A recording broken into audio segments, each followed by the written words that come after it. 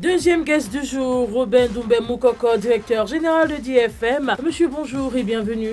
Bonjour Jojo, merci bon de début me de recevoir. semaine. Pareillement. Alors, nouvelle grille des programmes, nouvelle coloration. Pour quel objectif à atteindre? L'objectif à atteindre est simplement de se rapprocher davantage de nos auditeurs, de les intéresser de plus en plus aux programmes que nous proposons et d'aller encore plus auprès des préoccupations qui sont les leurs au quotidien. Et si on parle là des attentes de DFM vis-à-vis des auditeurs, vis-à-vis des acteurs économiques, des investisseurs, des entreprises, des Bayam Selam, des taxi drivers qui nous écoutent à l'instant. Alors, les attentes sont simples. C'est de dire que DFM s'est positionné comme une radio économique, la toute première du genre au Cameroun et il faut le dire en Afrique centrale.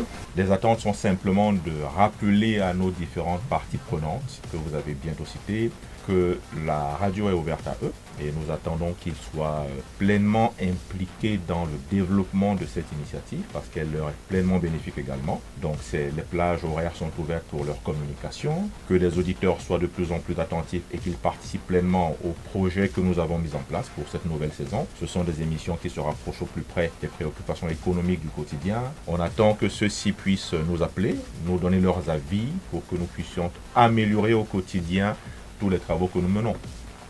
Et depuis avril dernier, la radio est sur les ondes, sa fréquence 103.9. Quel bilan peut-on dresser jusqu'à ce jour? Couru un gros risque d'aligner sa ligne éditoriale de façon économique. Oui, il faut dire qu'effectivement, le choix d'aller vers une radio thématique portée sur l'économie est un choix qui a été pleinement mûri.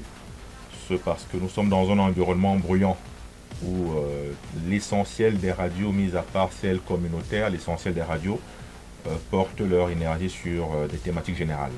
Donc nous pensons qu'il était important de ramener les choses au plus près des auditeurs pour que des préoccupations du quotidien leur soient adressées.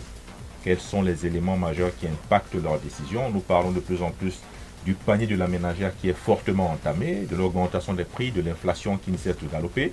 L'idée pour nous, c'était d'aller vers des préoccupations qui les concernent et qui leur donnent de quoi décider efficacement pour améliorer leur quotidien, par de petites astuces. Alors, qu'est-ce que nous dressons comme bilan aujourd'hui? 8 mois plus tard, je pense qu'il y a de quoi se satisfaire, parce que c'était un challenge assez osé. Nous n'avons pas encore couvert l'essentiel des attentes qui ont été formulées au départ, mais nous sommes sur une belle voie. Et je pense que la trajectoire que nous avons dressée va nous conduire nécessairement et inévitablement vers les objectifs que nous avons fixés. Et sous quel signe on place cette année 2025?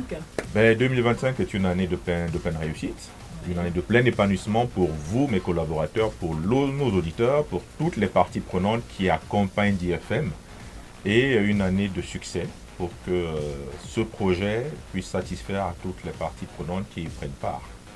Et de façon concrète, si on parle des perspectives pour la nouvelle année?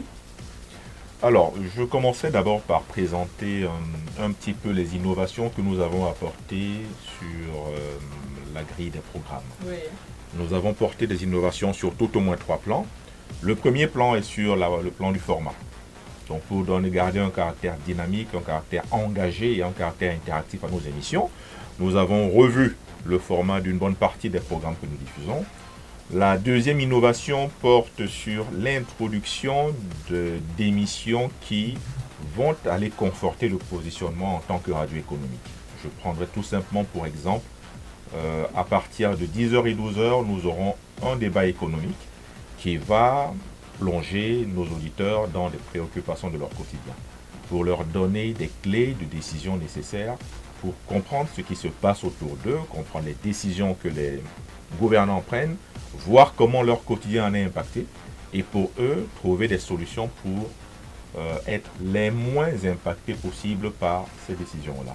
Donc la troisième innovation va porter également sur une émission de drive qui rentre également dans les programmes aujourd'hui, pour aider les auditeurs à faire la transition entre la fin de la journée et le début de la fin de journée, effectivement, et le début de soirée, et surtout pour se ressourcer et repartir de plus belle le lendemain.